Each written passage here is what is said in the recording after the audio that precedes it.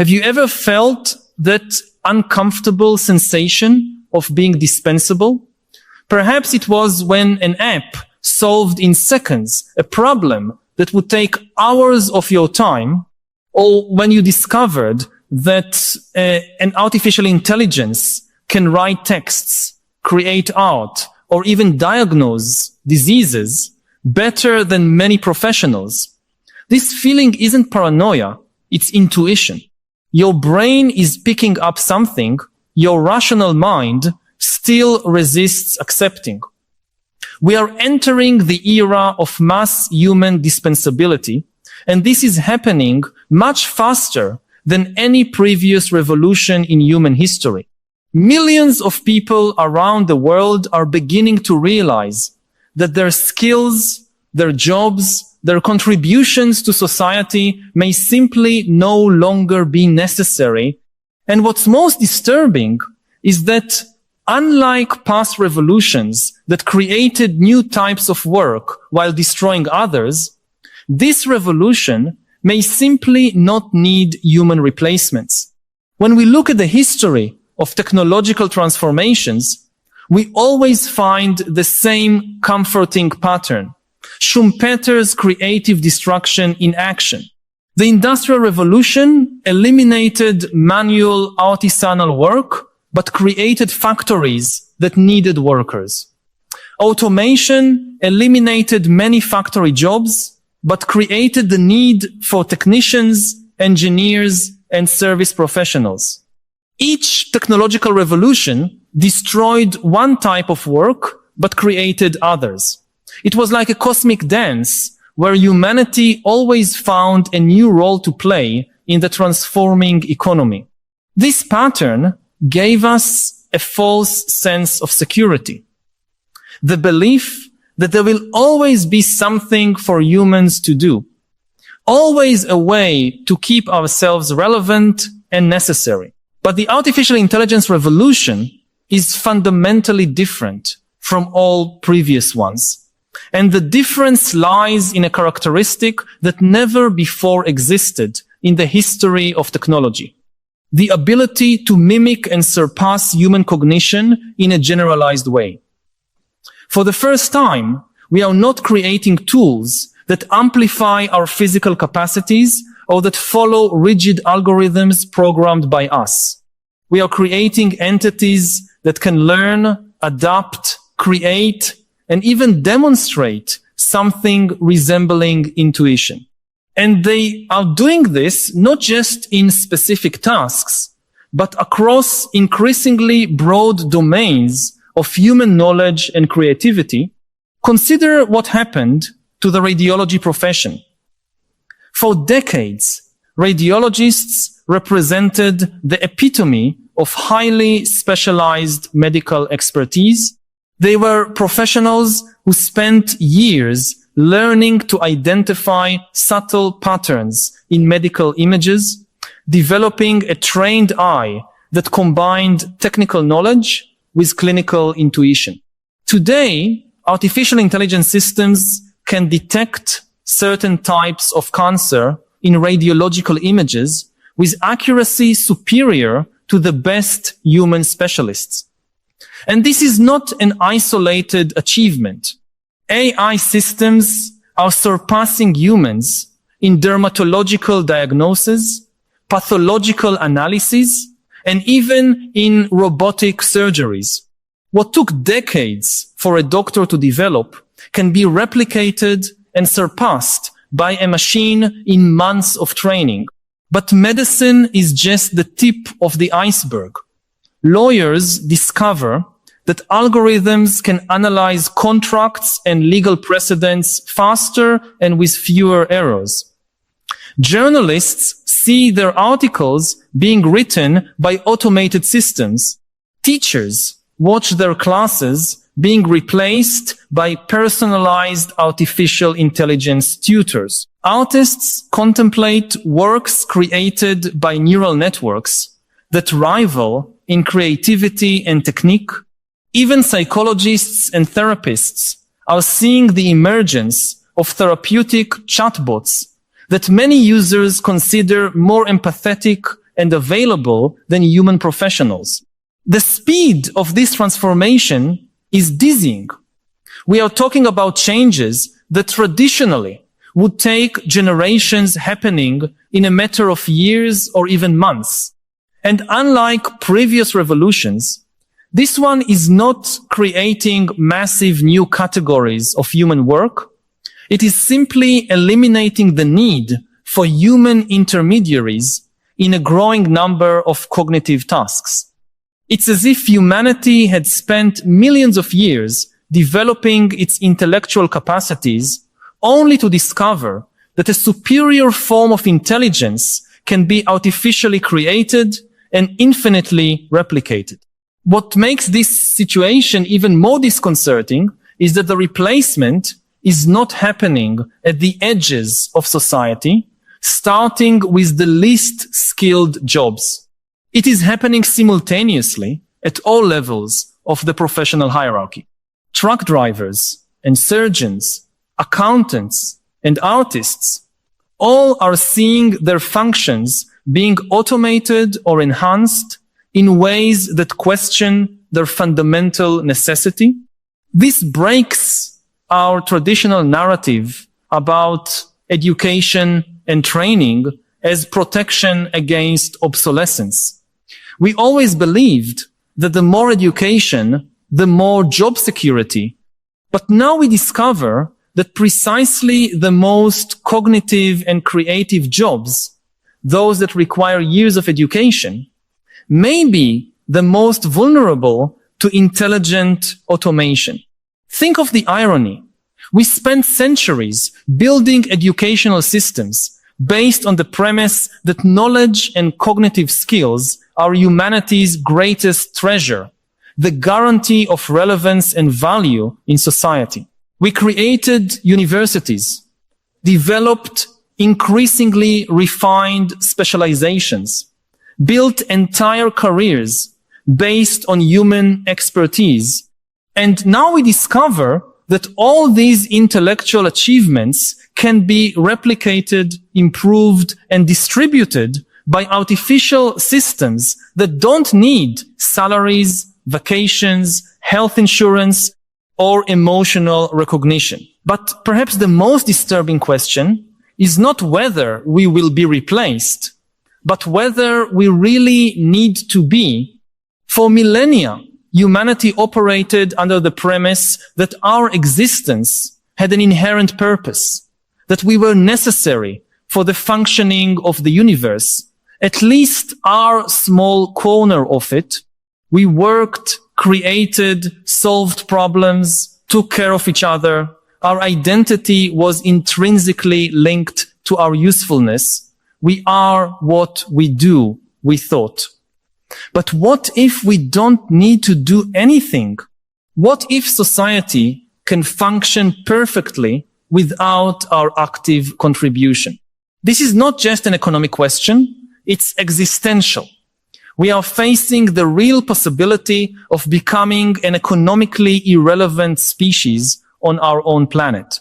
And this raises questions that go far beyond employment and income. If we don't need to work, what is the purpose of education? If we don't need to solve problems, where do we find meaning? If we don't need to create, what defines us as humans? We are walking toward a future where humanity may become a kind of retired species, maintained by automated systems, but without a clear function in the world it created. And here we arrive at a crucial fork in human history.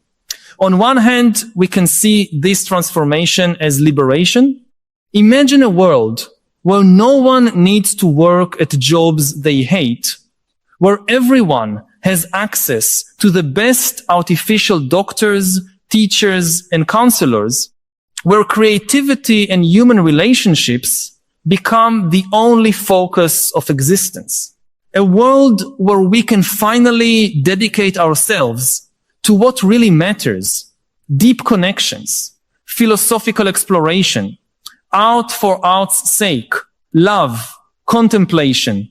It would be the realization of every society's utopian dream: freedom from necessity. On the other hand, this same transformation may represent the end of everything we understand about human purpose and dignity, without the need to contribute, without the satisfaction of work well done, without the sense of being useful and valued. Many humans may find themselves lost in an existential void. Depression and anxiety are already epidemics in prosperous societies where many people feel their lives have no real meaning. Imagine this amplified for an entire species that discovered itself to be fundamentally unnecessary. Some will say we will always find new functions, that human creativity is infinite, that there will always be something only humans can do. But this belief may just be our anthropocentrism talking. It may be that we are desperately clinging to the idea of our own necessity because we cannot imagine an existence without it. Perhaps it's time to seriously consider that for the first time in history, a species has created something that can function independently of it. Which brings me back to the question you feel echoing in your mind when you wake up in the middle of the night. Do they really need you, your company, your society, perhaps even your family? How long will it take until an artificial system can do everything you do, only better, faster, and without complaints? And when that moment comes, not just for you, but for billions of people simultaneously, what kind of world will we be creating? This is not a distant or theoretical question. It is happening now, around you, at an accelerated pace. Each passing day, one more human function becomes automatable, one more expertise becomes replicable, and unlike previous revolutions that took generations to complete, this one may transform human civilization in a matter of decades. I want to pause for a moment to ask you directly, have you ever felt like you're competing with a machine for your own value? That feeling that you need to constantly prove you're still necessary, that you still have something unique to offer? I know we often keep these concerns to ourselves. Perhaps for fear of seeming paranoid or insecure. But your concerns are valid and shared by millions of people. If this fear resonates with you, share your experience in the comments. It can be as simple as writing, I feel like I'm competing with technology, when your honesty can help others realize they are not alone in this existential anxiety that defines our era. Perhaps the question is not whether we will be replaced, but how we will redefine what it means to be human in an age when our traditional utility is disappearing. Throughout history, humanity has defined itself by what it could do, by the problems it could solve, by the needs it could meet. But what if our greatest contribution to the future is not what we do, but what we are? What if our consciousness, our capacity to suffer and feel joy, our ability to love and be loved, our search for meaning, even when that meaning seems to have no practical purpose, is exactly what makes us irreplaceable? This transformation may force us to confront questions we have avoided for millennia. What do we really value in the human experience? Is it our productivity or our humanity? Is it our capacity to solve problems or our capacity to feel? Is it our efficiency or our vulnerability? When a machine can do everything better, perhaps we finally have to look at what it cannot be: fragile, mortal, imperfect, desperately seeking meaning in an apparently indifferent universe. But this redefinition will not be automatic or painless. Entire societies will have to be reimagined. Economic systems that depend on human labor will need to be rebuilt. Concepts of value, merit, and resource distribution will have to be completely rethought. And perhaps most importantly, millions of people will have to find new ways of seeing themselves as valuable and meaningful when their economic utility disappears. Some countries are already experimenting with universal basic income, recognizing that it may be necessary to sustain entire populations that simply have no work to do. But money is only part of the equation. How does a society maintain cohesion and purpose when most of its members have no economic function? How do people maintain dignity and self-esteem when they don't contribute measurably to their community? Ironically, this crisis may take us back to some of the oldest questions in human philosophy. What constitutes a life well lived? How do we find meaning in existence? What is our relationship to the transcendent? For centuries, these questions were philosophical luxuries for those who had enough time to contemplate them. Now they may become practical necessities for all of humanity. Perhaps we will discover that our greatest achievement as a species was not creating artificial intelligence, but being forced by it to rediscover our own essence. Perhaps we will learn to value things we always took for granted. A deep conversation, a gesture of kindness, the beauty of a present moment, the courage to face the unknown. Perhaps we will discover that in a world where everything can be automated, but it is being programmed now, line by line of code, algorithm by algorithm, decision by decision, about what kind of systems we create and how we integrate them into our lives. And perhaps this is our last great responsibility as a species, to ensure that in creating our successors, we don't forget the value of what we are leaving behind. The uncomfortable truth is that we don't know if they really need us, but we know we still need each other, still need